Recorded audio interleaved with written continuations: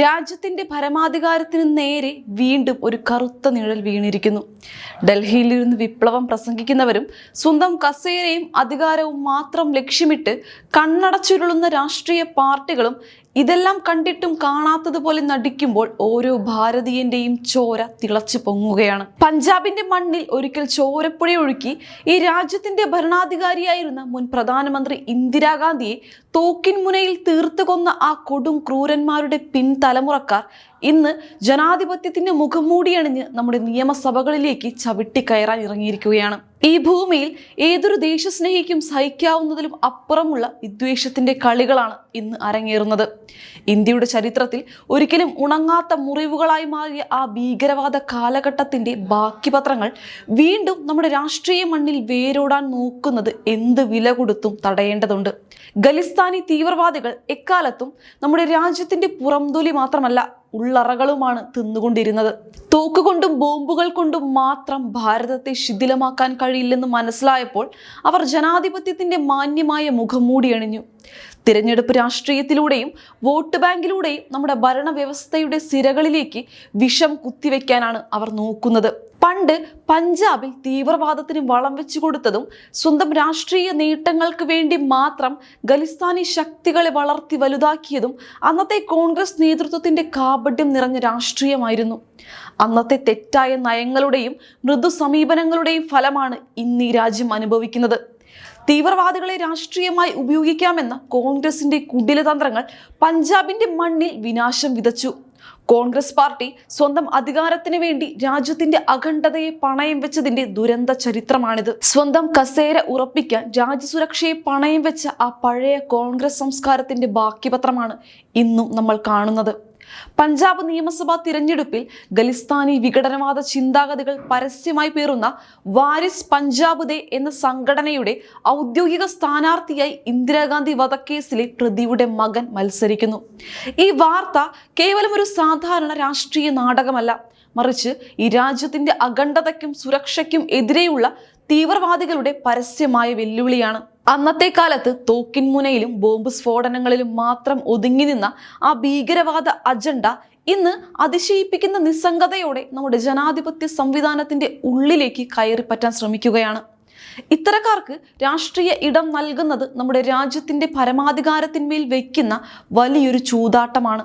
രാജ്യത്തിന്റെ മണ്ണിൽ ഒരിക്കൽ കൂടി ഭീകരവാദത്തിന്റെ വിത്തുകൾ പാകാൻ നടത്തുന്ന ഇത്തരം ശ്രമങ്ങളെ ചെറുത്തു തോൽപ്പിക്കാൻ മുഴുവൻ ജനങ്ങളും ഒത്തൊരുമിച്ച് മുന്നോട്ട് വരേണ്ടിയിരിക്കുന്നു. തോക്കുകൊണ്ട് അന്നേ നേടാൻ കഴിയാതെ പോയ ആ ലക്ഷ്യങ്ങളെ ഇന്ന് വോട്ട് ബാങ്കിന്റെയും ജനാധിപത്യത്തിന്റെയും ലേബലിൽ വീണ്ടും അരങ്ങേറാൻ അനുവദിക്കുന്നത് ആരാണ്?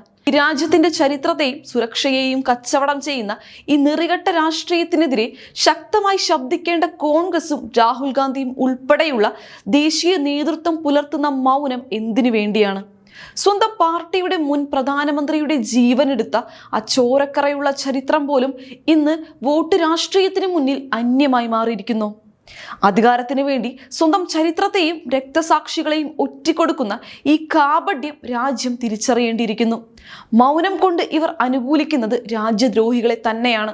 കോൺഗ്രസ് ഭരണകാലത്ത് വളർന്നു വന്ന ആ തീവ്രവാദത്തിന്റെ വേരുകൾ തന്നെയാണ് ഇന്ന് പുതിയ രൂപത്തിലും ഭാവത്തിലും പഞ്ചാബിൽ വീണ്ടും തലപൊക്കാൻ കാരണം.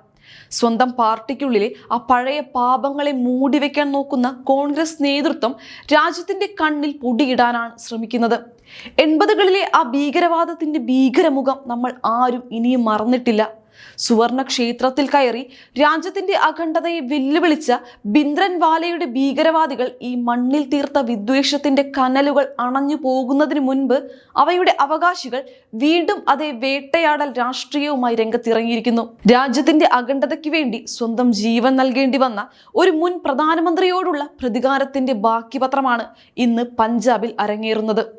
നിരപരാധികളുടെ ചോര വീണ ആ കാലഘട്ടത്തിന്റെ ഓർമ്മകൾ പോലും മാഞ്ഞു പോകുന്നതിന് മുൻപേ വീണ്ടും ആ ഇരുണ്ട നാളുകളെ തിരികെ വിളിക്കാൻ ചില ശക്തികൾ നടത്തുന്ന നീക്കങ്ങൾ അതീവ ഗൗരവത്തോടെ കാണേണ്ടതുണ്ട്.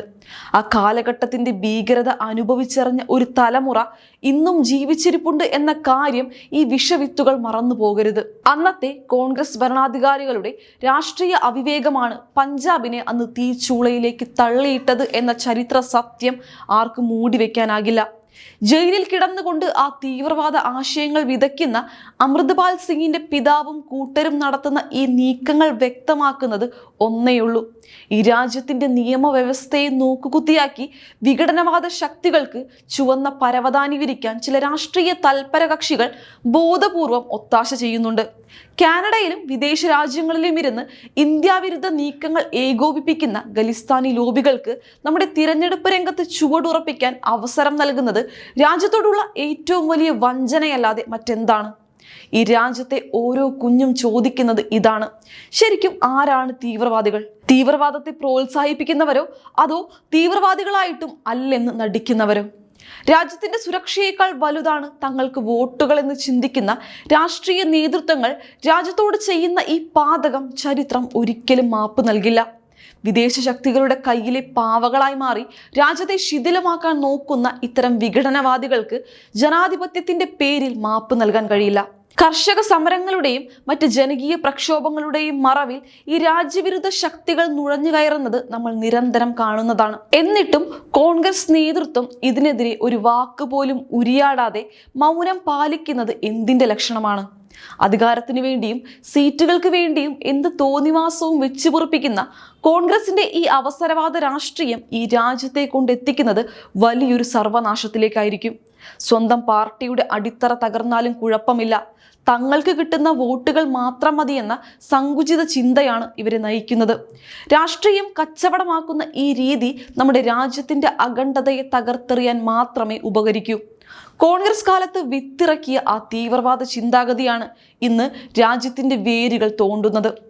അന്നു മുതൽ ഇന്ന് വരെ വോട്ട് ബാങ്കിനായി തീവ്രവാദികളെ ലാളിക്കുന്ന കോൺഗ്രസിന്റെ ചരിത്രം തന്നെയാണ് നമ്മുടെ രാജ്യത്തിന് ഏറ്റവും അധികം ശാപമായി മാറിയിട്ടുള്ളത്. രാജ്യത്തിന്റെ സുരക്ഷയെ പണയം വെച്ചുകൊണ്ട് നടത്തുന്ന ഇത്തരം കളികൾക്ക് ഇനിയും മൗനാനുവാദം നൽകിയാൽ അതിന്റെ ഭവിഷ്യത്ത് അനുഭവിക്കേണ്ടി വരുന്നത് വരും തലമുറകളായിരിക്കും. ഇന്ന് പഞ്ചാബിൽ അരങ്ങേറുന്ന ഈ അരക്ഷിതാവസ്ഥ നമ്മുടെ ദേശീയ സുരക്ഷയ്ക്ക് മുന്നിലുള്ള ഏറ്റവും വലിയ ഡെഡ്ലി മുന്നറിയിപ്പാണ്. ഭീകരവാദികളുടെ കുടുംബാംഗങ്ങളെയും വിഘടനവാദ ചിന്താഗതിക്കാരെയും ജനാധിപത്യത്തിന്റെ മുഖ്യധാരയിലേക്ക് തിരുകി കയറ്റി രാജ്യത്തിന്റെ നിയമവ്യവസ്ഥയെ വെല്ലുവിളിക്കുന്ന ഈ പ്രവണതയെ ചെറുത്തു തോൽപ്പിക്കാൻ തയ്യാറായില്ലെങ്കിൽ അതിന്റെ വലിയ വില നൽകേണ്ടി വരുന്നത് ഈ രാജ്യത്തെ സാധാരണ ജനങ്ങളായിരിക്കും. സമാധാന ജീവിതം നയിക്കുന്ന കോടിക്കണക്കിന് മനുഷ്യരുടെ ചോര വീഴ്ത്താൻ വീണ്ടും കളമൊരുക്കുന്നവരെ തുടച്ചു നീക്കേണ്ടത് അത്യാവശ്യമാണ്.